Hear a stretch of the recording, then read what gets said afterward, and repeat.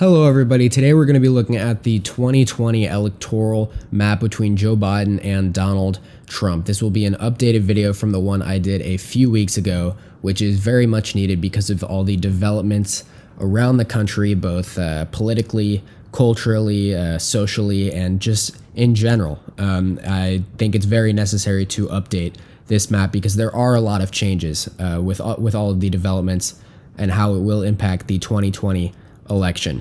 So let's get right into it. As always, let's begin by labeling the safe states for either party, starting out with the Republicans in Idaho, Utah, Wyoming, Montana, North Dakota, South Dakota, Kansas, Oklahoma, Arkansas, Louisiana, Mississippi, Alabama, Kentucky, Tennessee, West Virginia, Alaska, and Nebraska's two at-large electoral votes, as well as their first and third congressional districts. So these are all these states that I am comfortable labeling as safe for the Republican Party in the 2020, and Missouri, of course. So these are the states that I would label as safe for the Republicans in the 2020 election. 105 electoral votes are safe for the Republicans, no matter what happens, really, barring some cataclysmic event. As for the Democrats in California, Oregon, Washington, and New Mexico, as well as Illinois and Vermont, Massachusetts, Rhode Island, Connecticut, New Jersey, Delaware, Maryland, Washington, D.C., and New York. So these are all these states that I am comfortable labeling as safe for the Democratic Party, along with Hawaii. So 187 electoral votes to 105. That is the split in favor of the Democratic Party when not looking at any competitive states whatsoever. Now, as for the states that I would label as in the likely column for either party, starting out with the Republicans in Indiana. I don't expect the state of Indiana to go to the Democrats at all. I expect that to be a comfortable victory for the Republicans, but not by a margin that I would consider safe. I also do think that if things continue to spiral out of control in this country, barring any of that happening, I do think that Indiana will go in favor of the Republicans. But if it does, you never know what actually could happen. Same goes for the state of South Carolina. I will also label that as likely for the Republican Party. These are two states that 99% chance will go to the Republicans in the 2020 presidential election, but I do not feel comfortable labeling as completely safe. As for the Democratic Party, for their states that I believe are likely in their column, I actually think at this point, Nevada is now shifting from a lean, from what I originally said as lean in Nevada, to a likely state for the Democratic Party. Hillary Clinton won there by a decent margin in 2016, and I expect Joe Biden to be able to perform better than Hillary Clinton, not only nationwide, but especially in states like Nevada, where the Democratic Party has historically done pretty well. Not to mention a large minority population in the state of Nevada that will, with the increase of all these riots going on in the country, will split in favor of Joe Biden in all likelihood. Same goes for the state of Colorado. This is a likely state for Joe Biden, a state that went to Hillary Clinton by a larger margin in 2016 than I think many people initially expected. A lot of people thought Colorado would be much more of a battleground state. It wasn't. And we've now seen that Colorado is definitely shifting more in the Democrats' favor. Another state that I do believe will go likely to the Democrats in the state of Minnesota. While it may not be shifting in the Democratic favor as much as Nevada and Colorado are, I do believe that Minnesota, especially with these, obviously everything that has gone on in Minnesota in the past few weeks, any chance that Donald Trump had of flipping that state from 2016 in favor of the Republicans is virtually gone, in my opinion. Keep in mind, I don't think that Minnesota, Colorado, and Nevada will be anywhere, quite as large margins of victory for the Democratic Party as Indiana and South Carolina will for the Republicans. But I do think Nevada and Colorado and Minnesota are, in all likelihood, barring something very changing in the political landscape, in the national landscape, they will go to the Democratic Party. Now, I do believe that these are all these states. Oh, of course, Virginia, I also would label as likely for the Democratic Party. Republicans haven't won a statewide election there in over 10 years. I don't expect them to win in 2020 in Virginia, especially given that it is a state moving further and further left on a government scale across the board. So these are all these states that I would label as likely for either party. Now moving on to the states that I would label as lean, starting out with the Republicans in Iowa and in Ohio. I would label both of these states as lean in favor of the Republican Party. Now, Iowa and Ohio are very similar in terms of trajectories politically. They both went to Barack Obama twice, both in 2008 and 2012, but went to Donald Trump in 2016 by very, very large margins as compared to how they were initially seen as very crucial swing states for either party in presidential elections. I don't think that is the case anymore. I don't think Ohio is a crucial state for the Democrats to win if they want to win the White House. It is moving further and further out of their path, their necessary path for a path to 270. But that doesn't mean it is not, both of these states are not crucial states for the Republicans to win in the 2020 election. If these states are super close, that would not be a good sign for the Republican Party, much less for Donald Trump. Now for the states that I would label as likely for the Democrats. In the state of Michigan, I would comfortably label this as a lean state for Joe Biden. I do believe that his showing in the Democratic primary, in the 2020 Democratic primary against Bernie Sanders, with the increase in turnout there for Joe Biden, as well as the general voting trends of the state of Michigan, typically does elect Democratic presidents. I don't believe that is going to change in 2020, although of course it did in 2016. I do believe that is an outlier in the state of Michigan. And in the Northeast, in the state of New Hampshire, I do believe that the state of New Hampshire is a lean in favor of the Democrats. It was one of the closest races in the 2016 election, but it is a state that typically votes for Democratic candidates, and I don't see any polling data or trends indicate that it will flip in the Republicans' favor. And in the state of Maine, something that I forgot in the likely column, I actually do believe that the two state at-large electoral votes in the state of Maine will go to the Democrats, as well as the first district at a safe margin. However, the second district is between a tilt and a lean for Donald Trump and the Republicans. I do believe that it is. I'm actually going to label it as more of a lean in the Republicans' favor at this moment in time.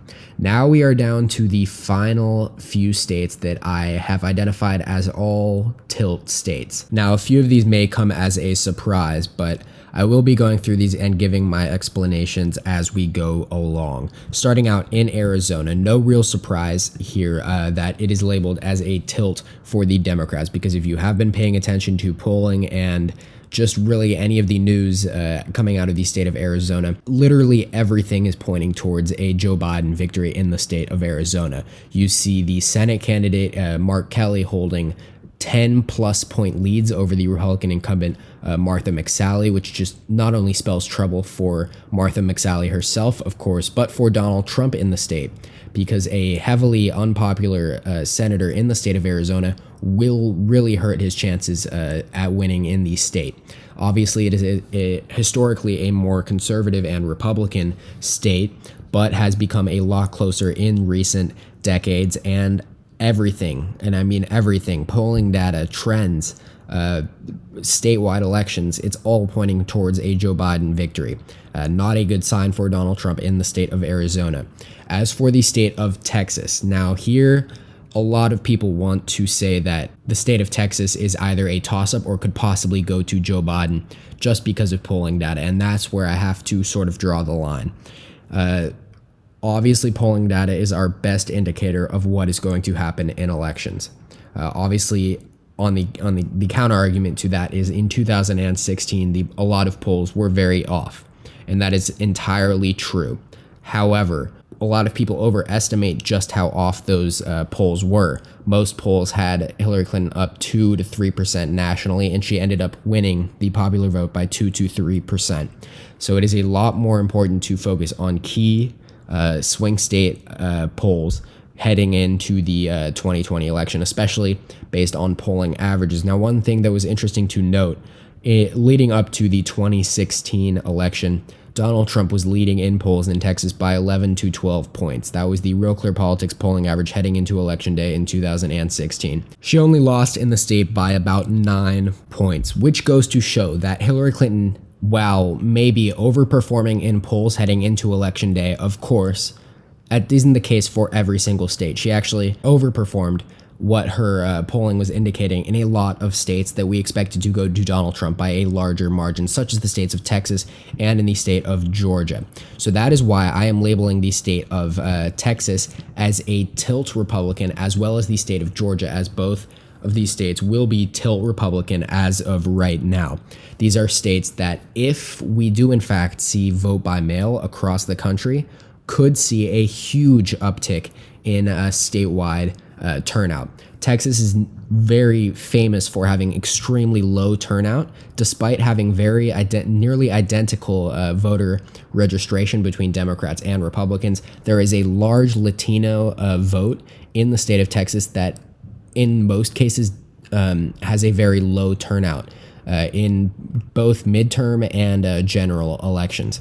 And Democrats see this as a huge opportunity for them to, if they can get vote by mail ratified across the entire country, or even in particular states such as Texas, we could see an extremely, extremely competitive statewide race between Joe Biden and Donald Trump. Same goes for the state of Georgia, whereas things are a little bit more different. There is a huge African-American support in this for Joe Biden in the state of Georgia.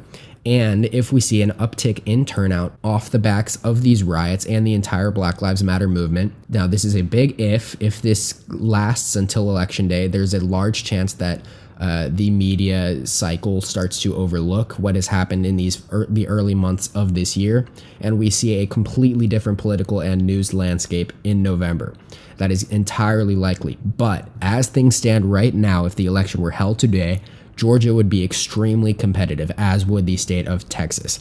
Now, this is not to say that I am biased for either candidate, but if you look at polling data, if you look at political trends, if you look at historical trends, and if you look at where the country is at right now, if the election was held today, these two states would be extremely competitive. Not saying that they would go to the Democrats, but there is a case to be made that these could be effective toss-ups if the election was held today.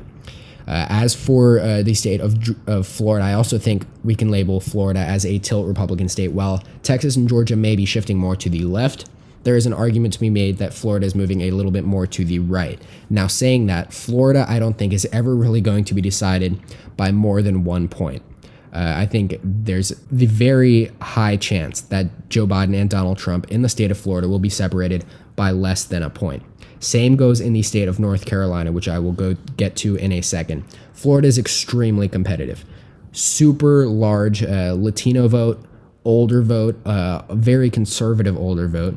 But that goes to the question of who will perform better among older voters. Obviously, in 2016, Donald Trump had a big edge over Hillary Clinton among the older vote in Florida and nationwide.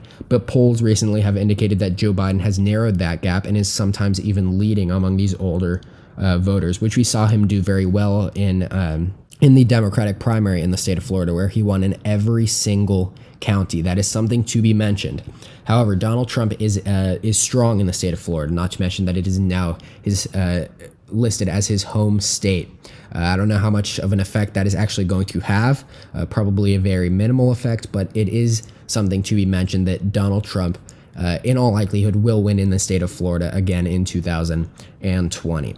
As for the state of Wisconsin, I'm continuing to label this as a tilt in the Republicans' favor because I have not seen enough substantial data for me to flip it in the Democrats' favor from 2016 and in all the polling data and the historical trends heading into 2020. It's extremely competitive in the polling numbers, but contrary to other states such as Michigan, Pennsylvania, North Carolina, Arizona, I haven't seen as many polls in favor of Joe Biden in the state of Wisconsin, which is very interesting. Given that is heading into the 2016 election, you probably would have predicted that Arizona, Pennsylvania, maybe Michigan, but definitely North Carolina would be more in the Republicans' favor than Wisconsin would be. But it just goes to show you how quickly things can change in the electoral map and in the political or election process.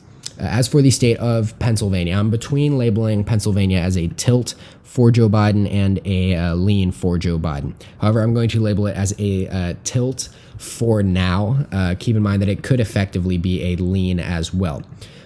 Given that this is Joe Biden's home state, he is bound to do a lot better than Hillary Clinton that did there in 2016.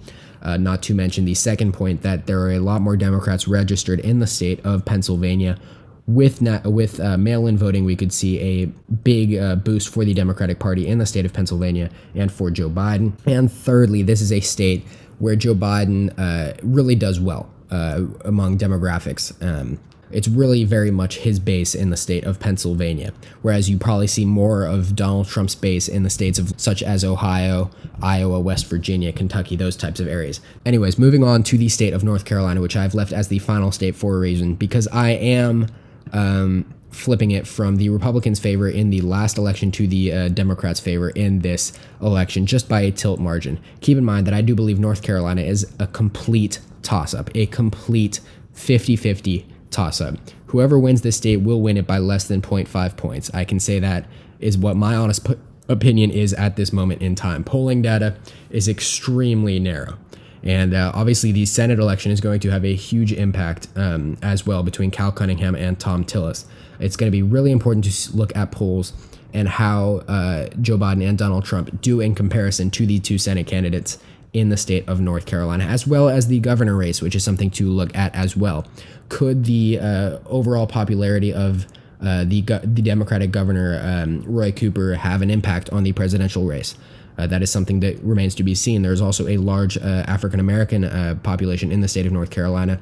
On the backs of these riots, I also have that probably changing my mind about whether I want to leave it as a pure toss-up or in the tilt favor for the Democrats in the state of North Carolina. So that is my effective reasoning for that state. And finally, in North Carolina's 2nd Congressional District, I actually forgot to label this earlier, but I do see it as a lean in favor of the Republican Donald Trump. So as you can see, I now have it at 294 to 244. The only difference from the video a few weeks ago was North Carolina flipping from tilt Democrat to, or tilt Republican to tilt Democrat, as well as a few states across the map moving a little bit more to the left, such as Texas and Georgia, as well as Nevada and Minnesota.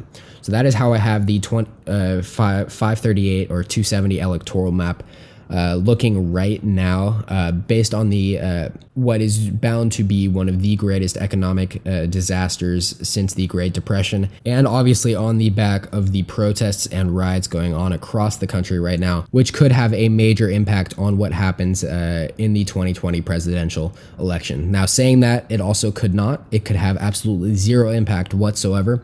We really don't know. So I want to stress that this is indeed just a prediction as things stand right now in this country.